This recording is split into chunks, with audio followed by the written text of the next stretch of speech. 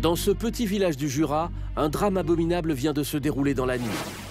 Thomas est retrouvé errant devant chez lui, le pyjama couvert de sang. Il affirme que ses parents ont été tués sauvagement. Alors, ils sont tous les deux l'un contre l'autre sous la fenêtre à l'intérieur de la chambre. Donc ils sont sur le ventre et c'est à cet endroit-là où il y a vraiment énormément de sang. Patrick et Isabelle ont été lacérés de plus de 150 coups de couteau. Qui a pu tuer au petit matin ce couple de bouchers réputé calme et tranquille? L'heure du crime, au petit matin, entre 5 et 6 heures du matin, ça veut dire quelque chose, ça signe quelque chose. Un scénario d'une horreur jamais vue se profile. Comment expliquer un tel massacre? Enquête sur une tuerie hors du commun. Il est 7h30 du matin, en cette fin d'année 2000. Le petit village de Lébétain, dans l'est de la France, se réveille. Sans se douter qu'un drame atroce vient de se produire.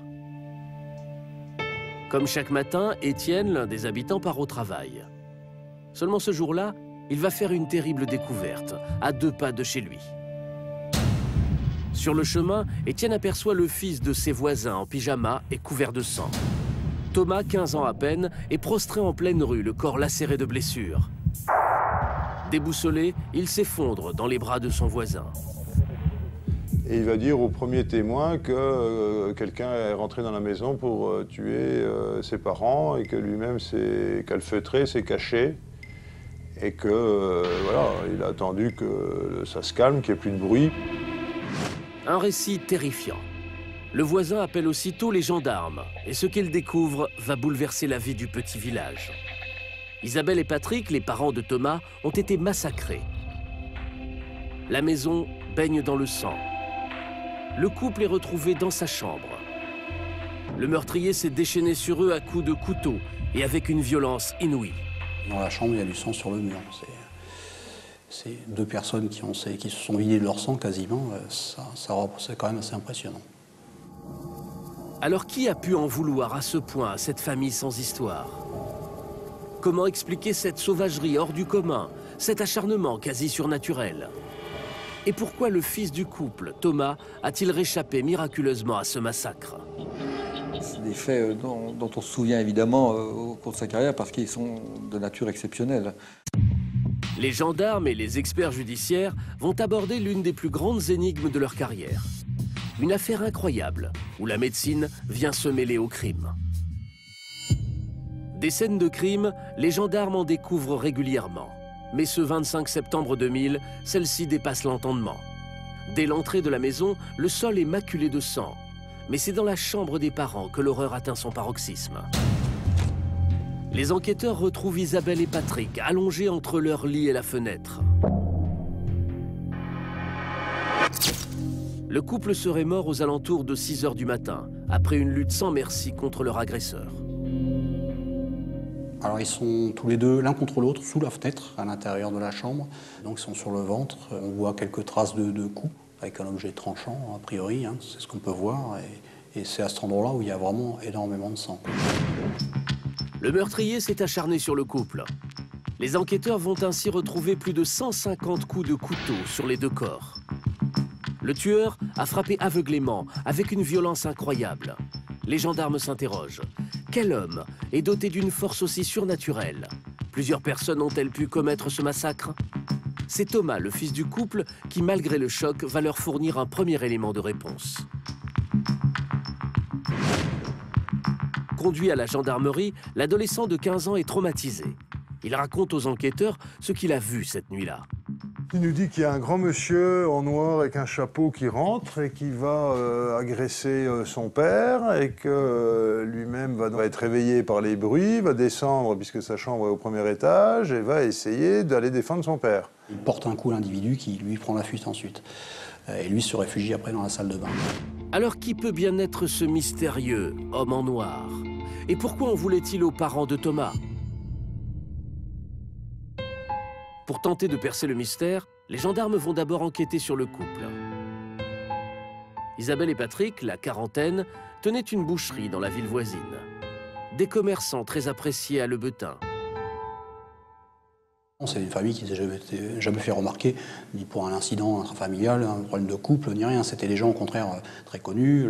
La famille était commerçante depuis plusieurs générations, installée à cet endroit-là, très bonne réputation. Non, c'était des gens, on peut dire, sans histoire, mais malheureusement, ça s'est quand même assez mal fini. Le voisinage de la famille est sous le choc. Ceux qui les connaissent ont bien du mal à s'expliquer un tel drame au cœur du village.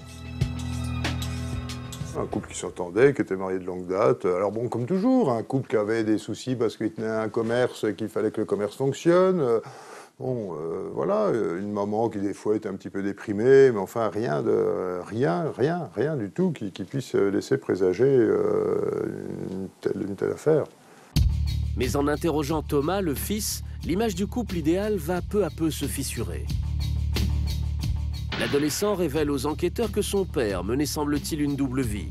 Il évoque le fait d'avoir vu son père avec une autre femme dans la ville, hein, d'à côté. C'est une chose qu'il nous a rapporté. Thomas dévoile également aux gendarmes qu'un jour, il aurait surpris sa mère sur le point de se suicider. Avait-elle eu vent de l'infidélité de son mari? En tout cas, c'est dans le secret du couple que se dissimule peut-être la clé de ce crime atroce. Les gendarmes questionnent alors les voisins pour tenter d'en savoir plus. Les gendarmes cherchent, quoi. Mais c'est vrai que là encore, on cherche un mobile. Donc on va aller chercher dans la vie privée des parents. Est-ce qu'ils avaient des dettes? Est-ce qu'ils avaient des rivalités? On est même allé chercher dans des établissements de nuit pour voir si c'était un couple un peu olé olé. Enfin, là encore, on a fait une enquête classique, quoi. Mais l'enquête ne va rien donner. Aucune trace du fameux homme en noir. Il était très tôt le matin, cet homme en noir, personne ne nous en parle. Personne n'a rien vu, personne n'a rien entendu, voilà. Aucun indice, pas de trace de l'homme en noir venu surprendre le couple en pleine nuit. Pour les gendarmes, c'est une fausse piste. Et surprise, les premiers relevés dans la maison vont leur donner raison. Dès que les premiers résultats de l'enquête va arriver sur le bureau du juge, on va se rendre compte que la version du gamin ne tient pas, puisqu'il n'y a pas de trace de tiers dans la maison. Il n'y a donc aucune effraction dans la maison, aucune trace d'effraction qui puisse permettre de penser qu'une personne ait utilisé un objet et fracturé une porte et soit rentrée. Les seules empreintes relevées dans la maison sont celles du couple et de leur fils. Les gendarmes retrouvent aussi des affaires appartenant à Thomas. Dans la chambre, on a retrouvé donc les boutons du pyjama, ses lunettes et des chaussons. Ça témoignait manifestement d'une lutte dans la chambre. À partir de là, lutte avec qui, ça ne donnait pas non plus la solution. Les enquêteurs vont alors imaginer l'impensable. Un drame familial qui aurait dégénéré en massacre. Ils décident de réinterroger l'adolescent et au bout de quelques minutes, Thomas leur révèle alors l'inimaginable. C'est sa mère qui aurait tué son père. La lutte aurait tourné au carnage. Entre-temps, moi, le gamin m'avait appelé pour me dire, en fait, c'est ma maman qui tuait mon papa et moi qui ai voulu venger, enfin défendre en quelque sorte mon père, et c'est comme ça que j'ai été amené à tuer ma mère. Isabelle aurait donc découvert l'infidélité de son mari et ne l'aurait pas supporté. La nuit venue, elle commence à poignarder son mari. Réveillé par des cris, Thomas arrive dans la chambre et tente de s'interposer. Mais sa mère est folle de rage. Alors, en légitime défense, l'adolescent la désarme, comme il peut, et dans la panique, la frappe à coups de couteau. Les gendarmes tiennent une explication, et les constatations sur place semblent confirmer cette incroyable révélation. En effet, sur un mur de la chambre, les enquêteurs retrouvent ces traces de pieds appartenant à la mère. Dos à la porte, Isabelle aurait tenté d'empêcher son fils de rentrer, alors que Patrick se vidait de son sang.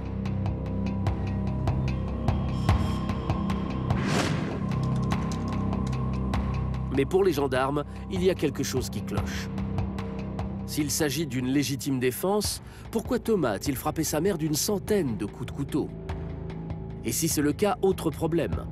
L'adolescent est bien trop frêle pour avoir commis cette agression d'une violence surhumaine. Les enquêteurs n'y croient pas. Le souvenir que j'en ai, c'était un garçon de 15-16 ans, d'aspect un peu fluet, le visage, si mes souvenirs sont bons, un peu creusé, les joues un peu creusées, ouais, juvénile quoi. Hein, voilà, on voyait que c'était un jeune adolescent. Le profil de Thomas ne colle en rien avec la violence du carnage. Et en enquêtant sur le garçon, les gendarmes sont d'autant plus perplexes. L'adolescent de 15 ans est très calme et sans histoire. Évidemment, pas de casier judiciaire, pas plus du côté des parents que le concernant, pas d'exclusion scolaire, pas de conseil de discipline, rien. C'était un mineur qui n'avait jamais fait parler de lui, je veux dire, dans la commune, qui suivait des études à Belfort, dans un collège de Belfort, qui sans particularité, quoi. Comment cet adolescent a-t-il pu frapper sa mère de 100 coups de couteau, même en légitime défense? Impensable pour les enquêteurs, d'autant que les témoignages l'attestent, Thomas adorait ses parents. Bon, ce gamin était bien élevé, était scolarisé, était gâté, était enfant unique, avait une chambre à lui tout seul, au premier étage, une grande chambre. Avec tout ce qu'il lui fallait, ordinateur, enfin, etc., etc. Puis une chambre sans particularité, hein, bon, des images de foot, enfin des choses comme ça, mais rien de particulier, je veux dire. Pourtant, les gendarmes ont une intuition. C'est peut-être dans les heures précédant le drame que quelque chose s'est passé dans la tête du jeune homme. Mais selon Thomas, la veille au soir, tout s'est déroulé comme d'habitude. Ce dimanche, c'était passé normalement. Il allait se promener l'après-midi, faire un tour de mobilette avec ses copains. Il est revenu le soir, il a dû regarder la télévision avec son père. Il n'y a pas eu de difficulté. Il allait se coucher après avoir embrassé ses parents. Et comme tous les matins, on est donc le lundi matin, comme tous les matins, il a un rituel un peu plus bizarre. Il est le premier et le seul à se lever parce qu'il prend son bus scolaire. Et donc il se réveille seul, il va prendre sa tasse de café, il fume une cigarette et en principe il se recouche une demi-heure. Comme tous les matins, Thomas se réveille donc à 5h30, puis retourne dormir vers 6h, heure supposée de la mort de ses parents. Drame familial ou non, le mystère reste entier sur ce qui s'est passé entre 6h et 8h du matin, avant que Thomas ne se retrouve dans la rue, le pyjama couvert de sang.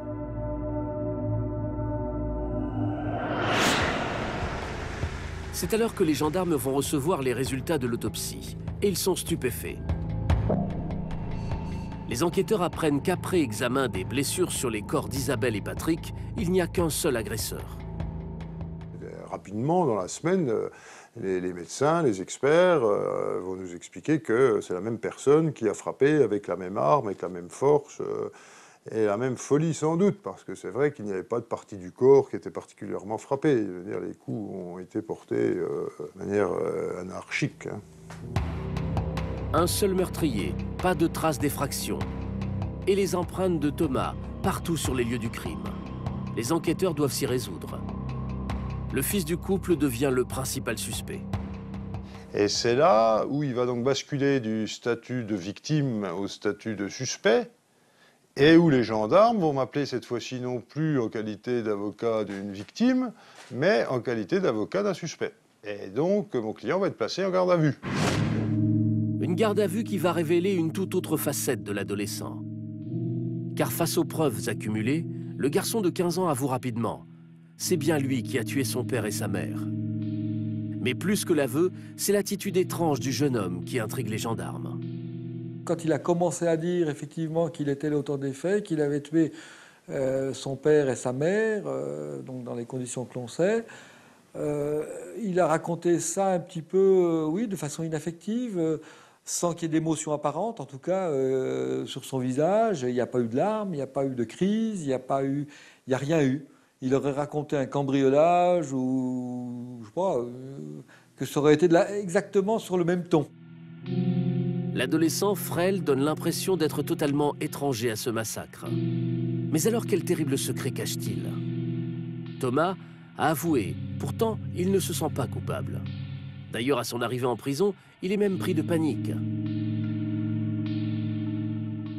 Il va arriver en prison, se taper la tête contre les murs, pleurer, appeler son père, appeler sa mère, bon. Et immédiatement, le personnel pénitentiaire va le renvoyer à l'hôpital psychiatrique près de Mulhouse, c'est Rouffach. Donc il va faire 2 fois 6 mois en prison à Mulhouse, mais sans arrêt fera des allers-retours entre l'hôpital psychiatrique de Rouffach et la maison d'arrêt de Mulhouse. Une année pendant laquelle l'enquête progresse au fil des expertises.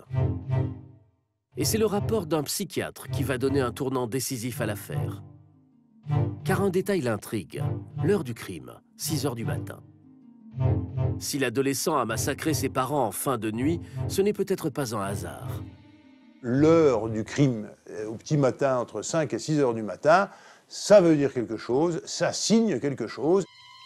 Le psychiatre va alors demander le transfert de Thomas dans un hôpital, comme il en existe peu en France. Un centre spécialisé dans les troubles du sommeil. Les enquêteurs vont y faire une découverte incroyable. Un centre où les patients sont filmés pendant leur sommeil. Et voici la vidéo de Thomas en train de dormir. Des images qui vont mettre la puce à l'oreille des enquêteurs. Il est 6 heures du matin, l'heure du crime.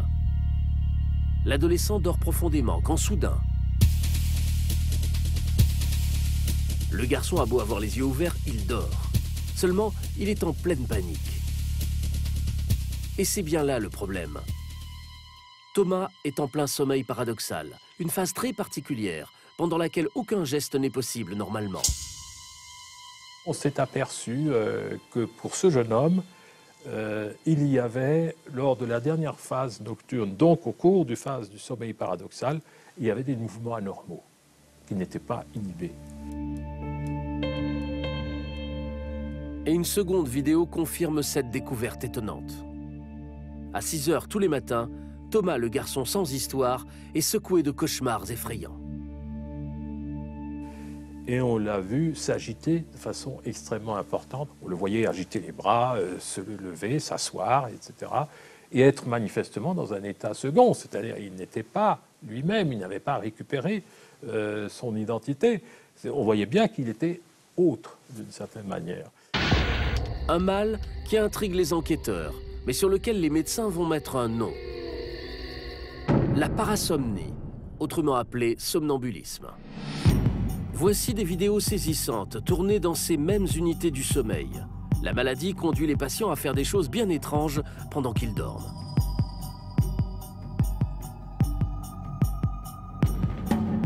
Mais plus inquiétant, une infime partie de ces malades semble saisie de terreur nocturne.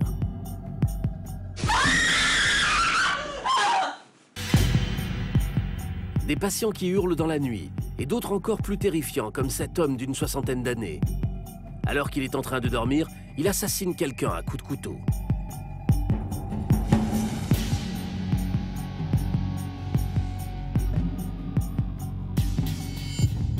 L'activité motrice jusqu'à se lever, déambuler et commettre un acte délictueux en sommeil paradoxal, c'est exceptionnel. Pour le psychiatre qui s'occupe de Thomas, un scénario terrifiant est en train de se dessiner.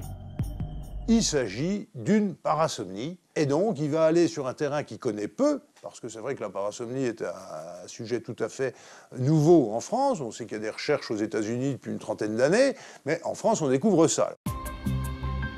À la lumière de cette révélation médicale, les enquêteurs réinterrogent l'adolescent. Thomas, sidéré, découvre devant les gendarmes qu'il est parasomniaque.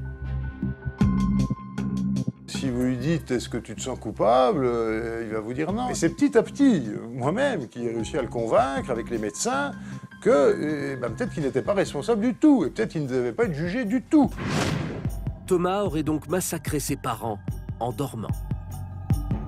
Pourtant, au fil des interrogatoires, des bribes de souvenirs ressurgissent, permettant aux gendarmes de reconstituer le scénario de cette nuit effroyable. Ce soir-là, Thomas se couche donc vers 23 h. Puis, comme à son habitude, vers 5h30 du matin, il se réveille une première fois pour prendre son petit déjeuner et fumer une cigarette avant de se recoucher et de se rendormir. Et là, il va se réveiller, nous explique-t-il, dans un cauchemar. Et donc il explique qu'il a donc des hallucinations, des voix qui lui intiment ça, et donc il descend l'escalier, puisqu'il est à la chambre au premier, il va dans la cuisine où il prend 2 couteaux. Thomas est en train de dormir, mais en pleine crise de somnambulisme, il saisit 2 couteaux, puis se dirige vers la chambre de ses parents. Et là, il va commencer par agresser son père, lequel a à peine le temps de se réveiller et de dire « mais qu'est-ce que tu fais, qu'est-ce que tu fais ?» Et on sait à ce moment-là que mon client va s'acharner, hein, puisqu'il y aura une cinquantaine de coups sur le papa, dont on sait aussi que le père va mourir très rapidement. Il va se vider de son sang très vite, donc il va très peu résister. Thomas massacre son père à coups de couteau. Endormi, il a une force surhumaine et il ne va pas s'arrêter là. La maman qui dort à côté va se réveiller, et elle, à ce moment-là, va essayer, d'après ce qu'on en sait, de retenir son fils, quoi.